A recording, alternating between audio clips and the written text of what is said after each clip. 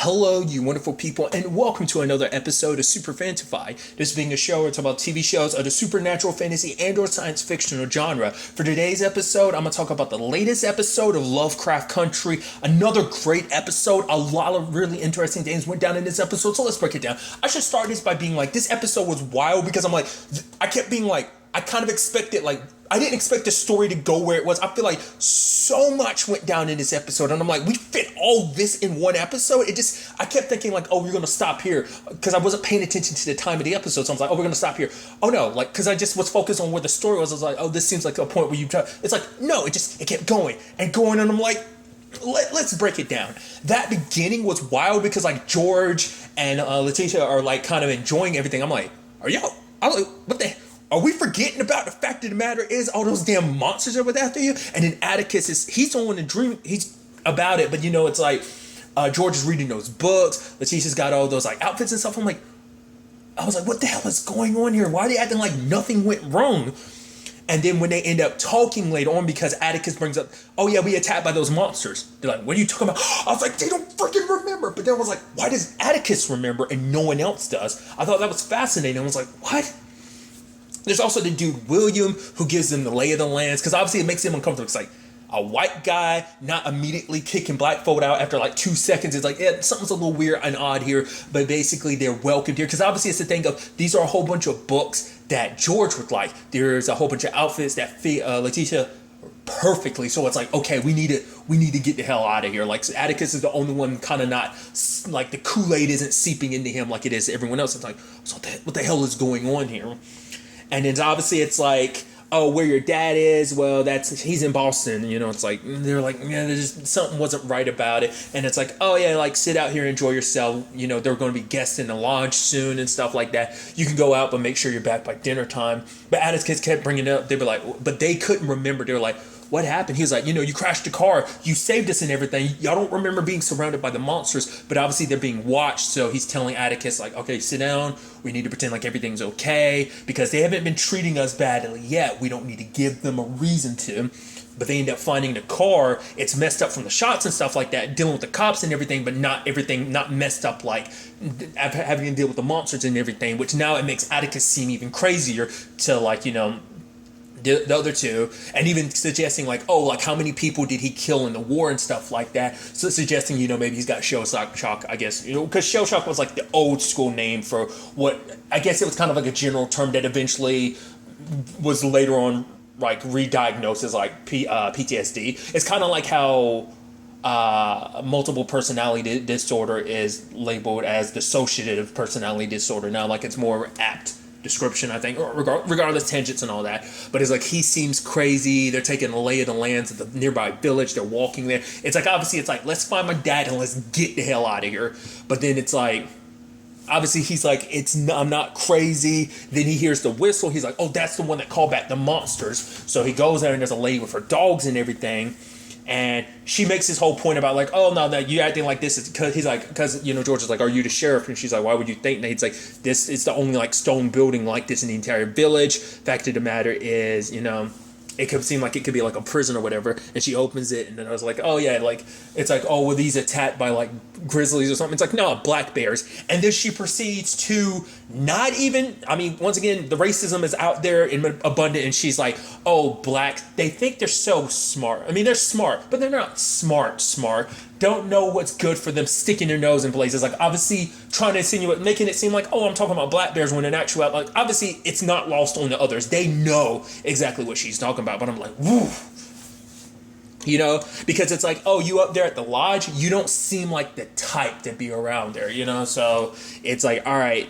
So with the way that building is set up, George is like, okay, so it's most likely a thing of, if we in the bottoms of that, it's probably like a prison where they're most likely holding Atticus's dad. But they're out there in the woods, and they get attacked by those creatures again. But then Christina shows up, and she blows the whistle and sends the creatures away, because the way she kind of refers to them later on is they're guard dogs. But like, well, because before that we found out like George remembered something.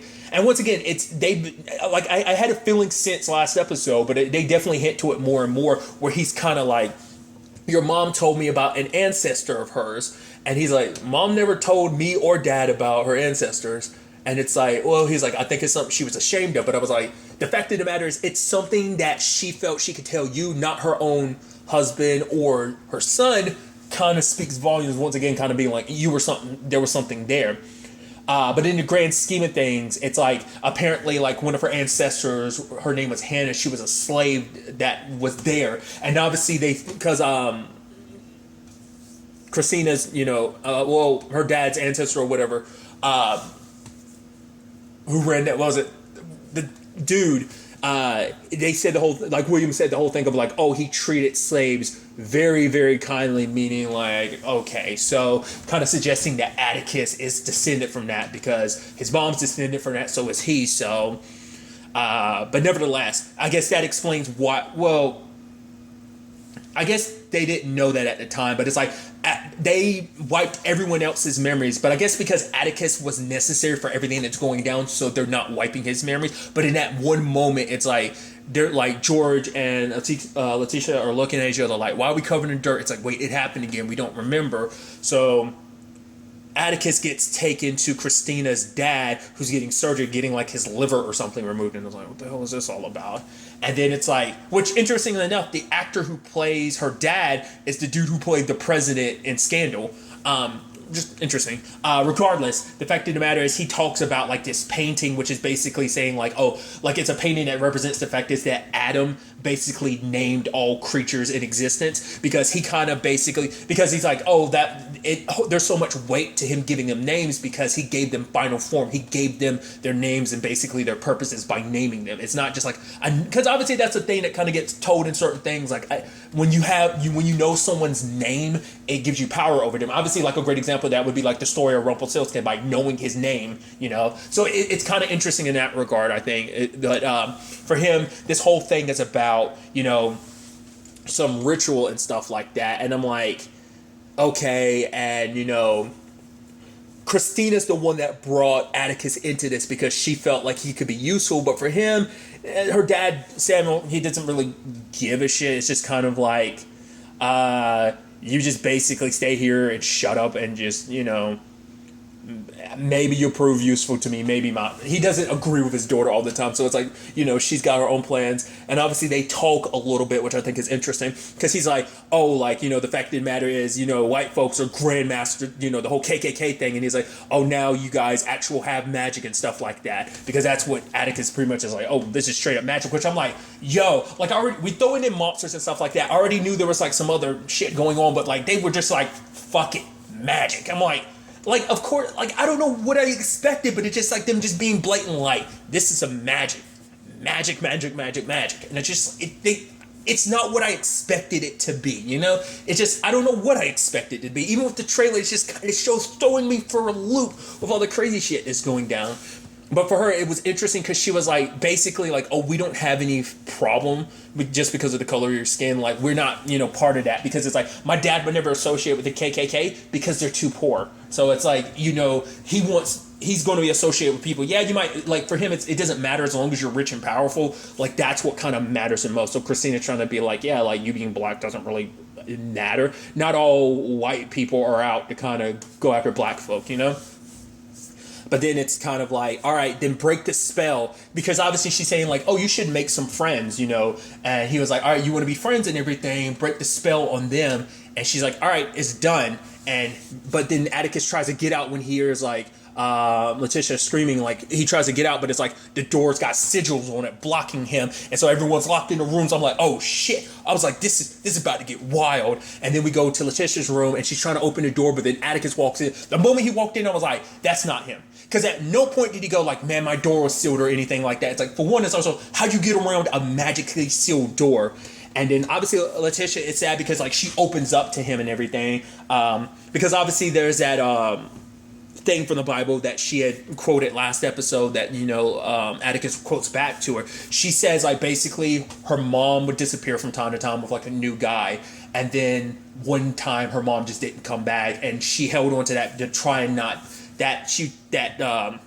that Bible verse or whatever, she would say it over and over again, trying to, not be afraid, and Atticus being like, I'm never going to abandon you. I'm like, that's not Atticus. I was like, but then I start going, oh, maybe it is. And then we circle around and it's not Atticus. And I'm like, of course it isn't. I thought so. I was like, why did I second guess myself? But, now it's a situation of everyone seeing different things. Atticus gets attacked by that lady, played by Jamie Chung. I was wondering like how that's all going to play into this. Like she's attacking him, slicing him up a little bit, and he's like, I don't want to do this, and he reluctantly has to fight her.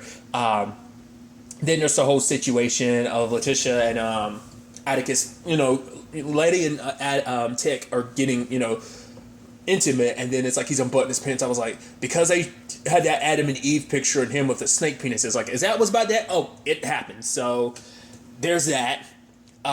It seems like the only one that kind of had like the most peaceful one was George, because he was seeing Tick's mom. Side note, is that one of the that I think that's the actress. She was one of the she was in Girlfriends, that TV show. Like I think I think that's the actress. I might be confusing her with something, but I'm fairly certain she was in Girlfriends, wasn't she? But regardless, so I thought that was, interesting. I was like, I was like, holy crap. And then like when they were talking and being like close to each other and everything, it's like, he talked about a story like, oh yeah, a man who, ends up being reunited with his love is kind of what the story was. And it's like, obviously it's supposed to be, about them a little bit. But then she said something about like, oh, you always wanted to fly, and now you get the chance with your children. The moment she said that, I was like, I knew Atticus was yours, because he only has one child. For her to say children, it means Atticus definitely is his. I was like, that solidified it even more so at that point. But at the same time, like, Atticus is fighting this woman, and sadly he ends up having to kill her. But then it turns out all of this, like, spell messing with their heads and stuff like that, all the other lodge guests are watching this as entertainment, and it's like, oh, this is effed up. I think obviously there's a deeper level to that, because I'm sure, like, obviously this is a more like mystical version of it, but I'm sure like obviously black folk were treated like that, like something that could be watched at, and like, oh, because obviously that lady in particular kept referring to, oh, look at them like animals. They're treated like, they're literally like animals in a zoo. It's kind of how they were treated and gawked at and treated. I mean, obviously that's I'm sure very true to real life, but obviously they're putting like a more magical like twist on it with like, oh, we're watching these like, terrible situations they're in. It's interesting because George is the only one who broke the spell, because he saw that this wasn't real, and he kind of walked away from it. The others kind of had to struggle through their situations, and then obviously they all come out, and then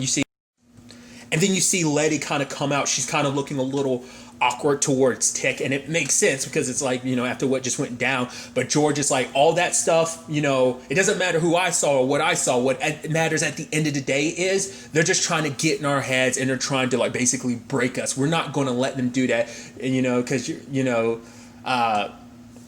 letting them know that, like, obviously telling Letty like, oh yeah, you're not afraid of anything, and Tick, don't let them question who you are, because he's like, what he did during the war, I'm assuming it has to do with that lady, like him killing her again probably happened before, and that's why he was like, I don't want to do this again, because he's like, I made that mistake before. Like, I wonder, is it just because maybe there was some deeper connection there with like there was there was something that was between them at first, but then eventually he had to kill her because they were on opposite sides and they were enemies, but maybe it was like a Romeo and Juliet thing. Maybe that's kind of what their story is. Like I said, I'm just kind of throwing that out there. But George is like, you are always a good boy, and you've grown into a good man. Don't let them take that from you. You know who you are. So he's like, I figured out a way to get us out of here, because he had found a book that was basically explaining like the order that they're a part of.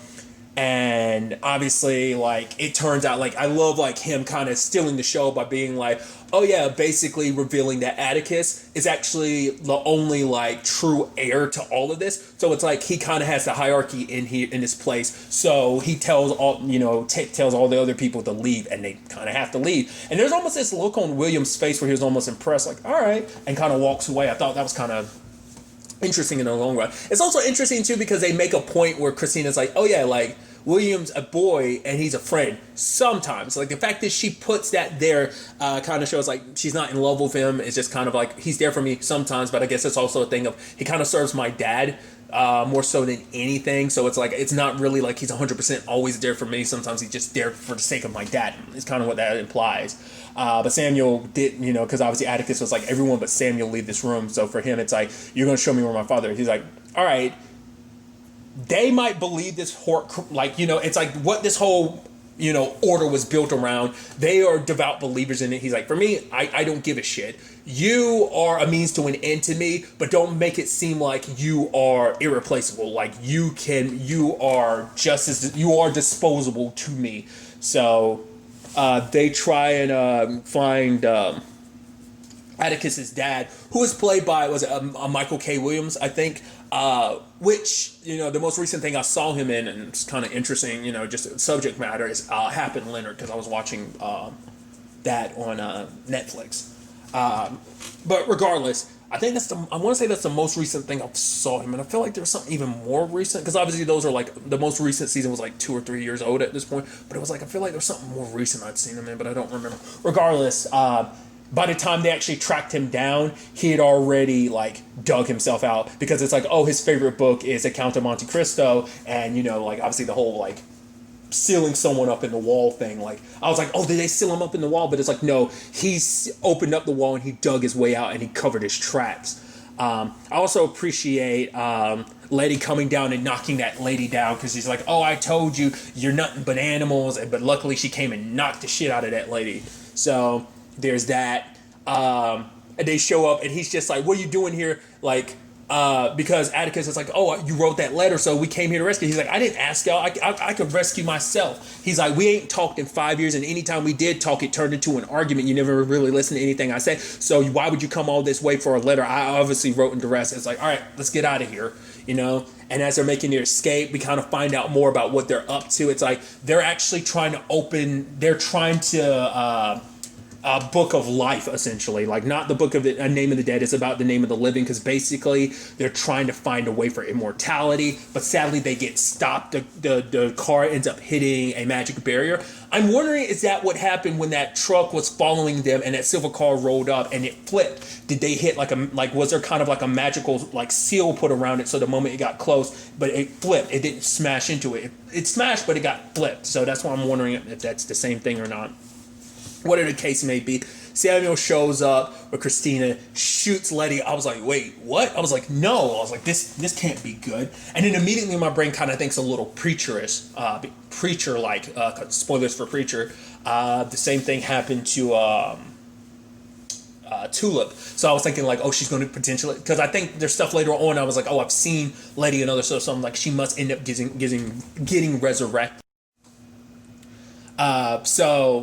But obviously it's a thing of like Atticus can't do anything, and he was like, all right, you get to choose which person kind of gets saved from this, and he ends up pointing towards George and shooting George. So Atticus, in an attempt to save his uncle as well as Letty, he kind of has to go with what they're doing. So basically it's a ritual to open up the Garden of Eden, step through and gain immortality is what this is all about, what Christina's dad is trying to aim for. And it's interesting because she ends up bringing up the fact is that we are both kind of pathetic, because it's like, he's like, you're doing all this for a father that obviously doesn't care about you. She's like, but basically look at us. We're both pathetic, like to the sense that like, yeah, we have issues with our fathers, but the fact is the moment they call us, we come running. How pathetic is that? And I was like, oh, that is an interesting parallel between them in that regard. But, even her, it's like, I've worked so hard for this position, but you get it without even having worked for it, just because of who your great-great-great-grandfather was or whatever. But also for him, it's like, yeah, on top of that, I'm not even white, so it stings even more. But for her, she brings up the fact is that basically nothing's 100% set in stone. All it takes is one tiniest thing to basically make a ripple for things to kind of take on a new life, for things to kind of go in a different direction, for something to go down. And the fact that she was saying that was almost like she was warning him, trying to let him know like, it isn't 100% set on how this is all going to play out. Like, find that opportunity, that thing, and seize it and kind of use it in that moment to kind of change the course of everything. So obviously the spells enacting, and like the ring transforms, that portal opens up, but you see like a pregnant woman on the other side, so you're like, that must be his ancestor Hannah. And the fact of the matter is, Like, obviously, the greenery is growing from it. It's interesting timing, too, because obviously, like, at the same night and everything is Winona Earp, so that deals with the garden and stuff like that. So it's just interesting. Also, obviously, Lucifer as well, because, you know, obviously, that was last season with Eve, but it's still just interesting, like, all the timing of all of this stuff. But at the same time, there's a conversation between George and his brother about everything, because it's like, in the grand scheme of things, it's like, you need to make sure to be better with Atticus, because you might be the only person that's there for him, because it's like, oh, you don't tell me how to raise my son. It's like, he might not be yours. And basically, Atticus's quote unquote dad is like, we settled this all those years ago. We said we would never bring anything up, but he's like, you might be the only person he has left when this is all said and done. So, you know, to kind of keep that all in mind. Which is, you know, sad in the grand scheme of things, because obviously Letty's okay, but obviously she's freaking out, because I'm sure coming back from the dead's not the easiest thing, because it's like, you died, the pain, and you probably slipped into, we don't know what the damn afterlife is, because it also depends, like, you know, on certain things, whether did she see a bright light, did she see nothingness, like, what happened. Also, the question is, what means did he use to bring her back to life? And in the grand scheme of things, what does that mean? Like, you know, for her in the long run, like, will there be ramifications for him bringing her back however he did, you know?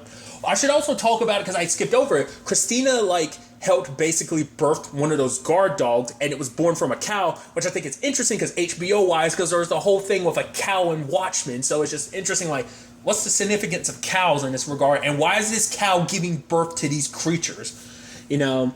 But obviously, the plan to open up the garden didn't work out, because all the greenery and stuff like that starts, like, tearing apart. Because the whole point of all of this was, like, the original attempt at this all those years ago led to the original place, you know, because obviously William had said that this is like a remake of that place. It's like a replica of that place. It's like the original burst in the flame got burned down, because that ancestor was trying to do the same thing, you know, Samuel was doing right now, and that's why he needs Atticus, because it's like the person who enacted that spell all those years ago was Atticus's, you know, ancestor, so that makes him kind of a key focal point of kind of, even though it's diluted, that's still that energy used to make it happen, but obviously it doesn't matter, because it ultimately ends up screwing up anyway. And then like Atticus like sends out a shockwave. One dude, some of the people get turned to stone, including Samuel. One dude seemed like he got turned to dust immediately, and then like the place starts crumbling and it falls on top of Samuel and he breaks apart. So it's like, wait, okay. So now it's a situation of like, there's still kind of some electricity flowing around him. I'm like, does he have what is this? Like, that didn't just go away. Is that still existing and stuff? So I'm like, is Tick going to have like superpowers? I mean, because he made the comparison to the whole John Carpenter thing. So that's why I'm like, are you going to like basically, is that what they're making a parallel to in this? Like he comes away with this for like superpower? Because he still has the ring and everything. But obviously I thought it was kind of interesting, because like the way they showed it, like his ancestor Hannah, she's running and he's following after her. Like we see like how when she originally ran from the place, and we see fire, you know, it's being an echo of the original place burning, while this one's crumbling and he's following behind her footsteps. Luckily the others got out, but when the time came though, it's like sadly George had died, you know, and it's just kind of like, obviously, you know, he blames himself, because obviously there was a whole thing between Christina and Tick where he was like, you didn't have to get them involved in this. It's like, you brought George and Letty here. We didn't, so you're the reason why they got involved. So that's why when it happens, like he breaks down because he blames himself, because it's like, I'm the reason why you're dead, Uncle George. Like, I'm the reason why you came all the way out here because of me and everything. So he blames himself for it. I mean, obviously, he doesn't even know at this point in time that's his actual dad. So what's his, you know, quote unquote dad going to do about it? Like, are you going to say something? Because obviously it was supposed to be settled and everything. But it's like, now that George is gone, like, are you going to say something? You know, that becomes like the big question. But it's like, that place is crumbled. It makes you wonder what happened to William, what happened to Christina. I'm sure they're fine and dandy, but it's like, what happens to them now that that place is gone in the grand scheme of things? Like, are there going to be any issues from the village because of this?